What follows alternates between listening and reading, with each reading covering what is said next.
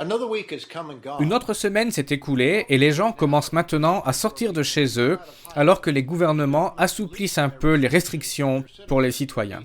Au moins certaines autorités, nationales ou régionales. Il sera intéressant de voir comment les choses vont se dérouler, s'il y aura une autre vague ou non dans certaines régions.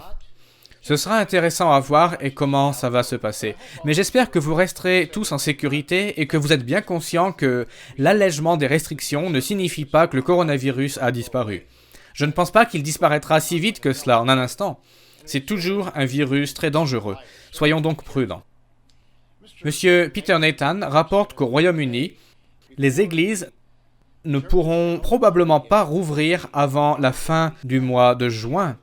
Au minimum le 30 juin, avant que les congrégations puissent à nouveau se rassembler. Une autre situation intéressante à suivre, cela pourrait changer, mais ce sont les prévisions actuelles, et il ne fait aucun doute que d'autres pays dans le monde ont des restrictions similaires. Vous allez tous recevoir une lettre cette semaine, si ce n'est pas déjà le cas. Elle vient d'être envoyée, hier si je ne me trompe pas. Elle parle de la réouverture et du retour aux assemblées. Comment nous allons graduellement reprendre les assemblées en personne. Je pense que nous le souhaitons tous. Mais nous devons le faire en sécurité. Et je n'en dirai pas plus, sauf que cette lettre a d'abord été envoyée par email à tout le ministère, puis par courrier à tous les membres, afin que vous puissiez lire ce que nous avons envoyé au ministre et que vous puissiez saisir la vue d'ensemble que nous essayons de gérer ici.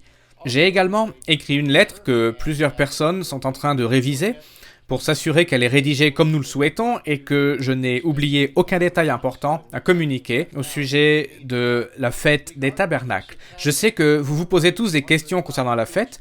Nous n'avons pas lancé les inscriptions et il est intéressant que nous ayons prévu de les lancer seulement après les jours saints de printemps cette année. La décision avait été prise il y a longtemps déjà et nous voulions passer les jours saints de printemps avant de commencer à penser aux jours saints d'automne. Au final, cela fut très utile dans cette situation particulière, que nous ayons déjà retardé cette date dans tous les cas. Et nous avons dû la repousser un peu plus encore.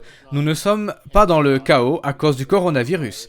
Nous avons encore le temps de planifier les choses avant de nous engager, de trop nous engager et de travailler inutilement. Cette lettre sera bientôt envoyée. Vous devriez tous la recevoir la semaine prochaine ou la semaine d'après, à moins que votre service postal soit vraiment très très lent. J'espère que vous la recevrez et elle expliquera notre approche et ce que nous allons essayer de faire cette année afin de pouvoir organiser des réunions en personne, un peu partout dans le monde où nous avons des membres. Bien entendu, ceux qui ont des conditions sous-jacentes ou les personnes âgées devront peut-être suivre les assemblées à distance à ce moment-là, selon la façon dont les choses vont évoluer. Mais nous planifions assurément d'avoir des assemblées en personne pour ceux qui pourront le faire. Le cursus de Living Education à Charlotte prend fin cette année avec la remise des diplômes qui aura lieu la semaine prochaine pour les 7 étudiants de cette année. Nous allons embaucher 2 d'entre eux, un pour Internet et l'autre pour la télévision. Nous sommes très reconnaissants pour ces 2 individus qualifiés. Nous émettons sur une nouvelle station aux Philippines. Nous étions sur CNN, mais CNN a supprimé toutes les émissions religieuses de son antenne sur place aux Philippines. Nous avons donc dû changer. Les résultats sont moins bons qu'avec CNN, mais nous pensons que cela va s'améliorer. Elle atteint davantage de gens, mais la diffusion est plutôt tardive, vers minuit, et c'est donc un petit inconvénient. Quoique CNN était, je crois, à 23h30, donc pas si différent. Quoi qu'il en soit, nous espérons que cela va s'améliorer, un sujet auquel nous pouvons prier. Avez-vous remarqué tous les mariages qui viennent d'avoir lieu ? Nous avons eu 6 ou 7 mariages ici dans la région de Charlotte avec au moins une personne, ou les deux, vivant ici à Charlotte, qui se sont mariés au cours des 6 dernières semaines. Il semble que le Covid-19 incite au mariage, et avec toutes les personnes qui sont confinées chez elles, peut-être que nous aurons une grande moisson de bébés l'année prochaine. Attendons de voir cela, le moment venu. Mais nous sommes reconnaissants que tous ces jeunes puissent se marier et beaucoup d'entre eux encore sont fiancés. Cela va devenir une année record pour les mariages. La plupart d'entre eux étaient en préparation avant le Covid-19.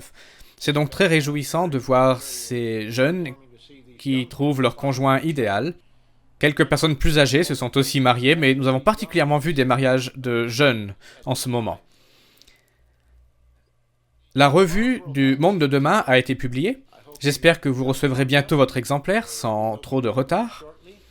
Nous sommes très heureux d'avoir eu des commentaires très positifs, des commentaires de la part de personnes dont c'était vraiment inattendu au sujet de ce numéro en particulier. Le département éditorial sous M. Ames, Wallace Smith et John Robinson, je ne vais pas essayer de tous les nommer car j'oublierai facilement un nom, mais il y a moins de 10 personnes, peut-être 6 ou 7 qui travaillent là-dessus, et ils font un travail énorme. Apparemment, cette revue a un impact tout particulier. J'espère que vous prendrez le temps de la lire. Assurez-vous de vous abonner à cette chaîne YouTube, la chaîne YouTube de l'Église du Dieu vivant. Je crois qu'il y a un bouton en bas à droite d'où vous pouvez le faire. Vous recevrez ainsi les notifications pour ces vidéos et toutes les nouvelles vidéos qui seront postées pour ne rien rater. Assurez-vous d'être en sécurité dans toutes vos activités. Nous voyons un allègement des restrictions, mais nous devons nous souvenir que le Covid-19 est toujours là. Soyons très prudents, faisons de notre mieux et faisons confiance à Dieu pour ce qui est hors de notre contrôle. C'était Gerald Weston pour la semaine se terminant le 9 mai 2020 pour l'Église du Dieu vivant. Ayez un excellent sabbat.